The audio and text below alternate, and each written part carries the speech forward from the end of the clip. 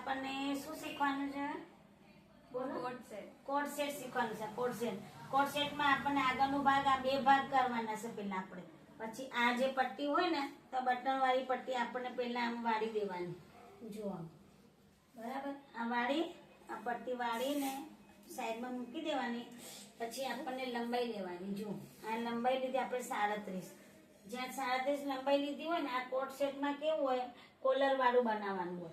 એટલે આ અઢી લેવાના અને ત્યાંથી આપણને 4.5 લેવાના. છોકરીઓના હોય પતલી છોકરીને તો 4.5 લઈ શકાય.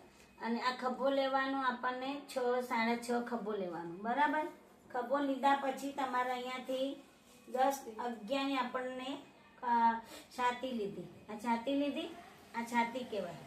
જો અહીંયા અડાડી દેવાનું. પછી અહીંયાથી આપણને 14 નું પેલા કરી દેવાનું, વચ્ચે આમ 7 કરી દેવાના, 7 7 2 ના વચ્ચે. અને અહીંયા પછી 9 લઈ લેવાના. અહીંયા આ 9 લીધા પછી અહીંયાથી આમ આકાર બનાવી દેવાનો.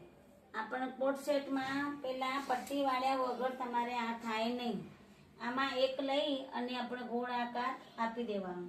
પછી તમારે અહીંયાથી 5 નું ગળું બનાવવાનું છે.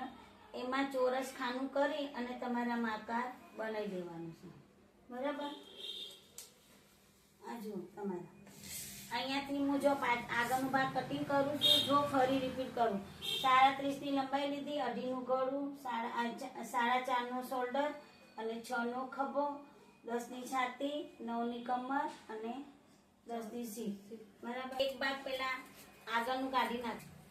આગળનું કટિંગ કરતી વખતે તમારે ખાલી એક જ ભાગ કરવાનું છે આગળનું. પછી પાછળનું તો બીજી વખત ઉપર મૂકી દેવાનું. અને આ કટિંગ તમારે સેજ લીટીથી બહાર કાઢવાની, જેથી તમારે પટ્ટી વાળવા નાખવાની. અને આ આપણને જો આ ડાયરેક્ટ પટ્ટીથી જ આપણને આ કાપી દેવાનું છે. આ તમારા આગળનું ભાગ રેડી થઈ ગયું. પેલું કાપડ લાગે પાછળનું મૂકી.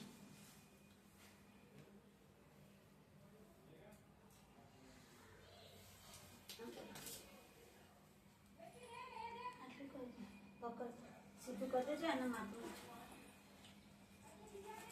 આ તમારે આ મૂકી દેવાનું.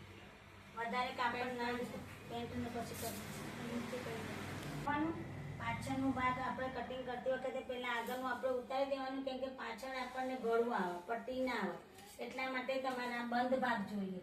એટલે આટલું આપણે કાપી દેવાનું. જેવી રીતે આ ખભો કાપ્યો હતો ને, એ ખભો જ એ જ માપનો એ જ આગળ આવી જવાનું. અને છાતી, કમર એના માપની કમ્પ્લીટ તમારે લઈ લેવાની. પછી અહીંયાથી આખું સીધું તમારે આ કટિંગ થઈ જાય. બરાબર, હવે આમાંથી આપણે પાયો કાઢવાની છે હજી. અને આનું લંબાઈ આટલી છે, એના માટે આટલી લંબાઈ આપણે બધાનું કાપડ આપણે કાપી નાખવાનું. બરાબર, પાછળનું આપણે ગળું કરવાનું નહીં. અને અહીંયાથી જો આ આખું કોટ સેટનું પાછળનું ભાગ આવી ગયું. અને આ ભાગ આગળનું આખું આમ આવશે. આ પેલા કોલર બનાવવા માટે આટલું અંદર પટ્ટી વાળવાની. પકડ આમ મૂકી દે.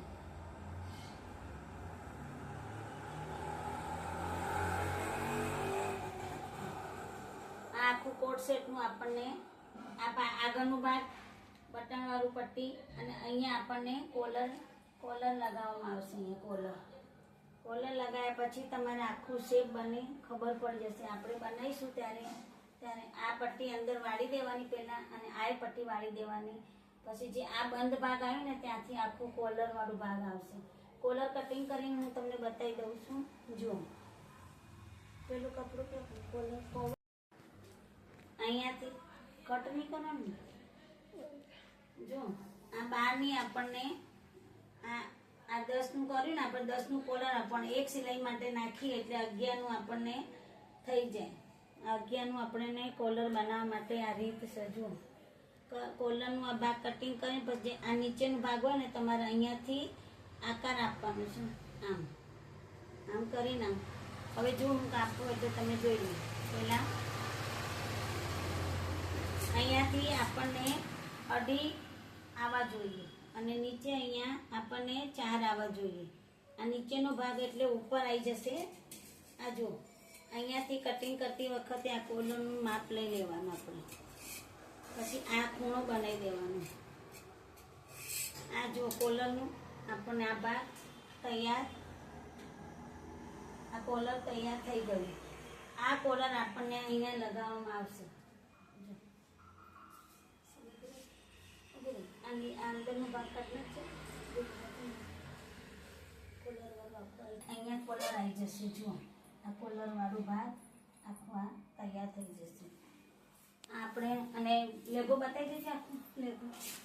આ લેગાનું કટિંગ પણ આપણને કોલર કોટ સેટ આખું તૈયાર થઈ ગયું છે. જો વિડીયો સારો લાગ્યો હોય તો લાઈક કરજો, સબસ્ક્રાઈબ કરજો, શેર કરજો, કમેન્ટ કરજો. પ્રાર્થના બેન સીવણ ક્લાસ.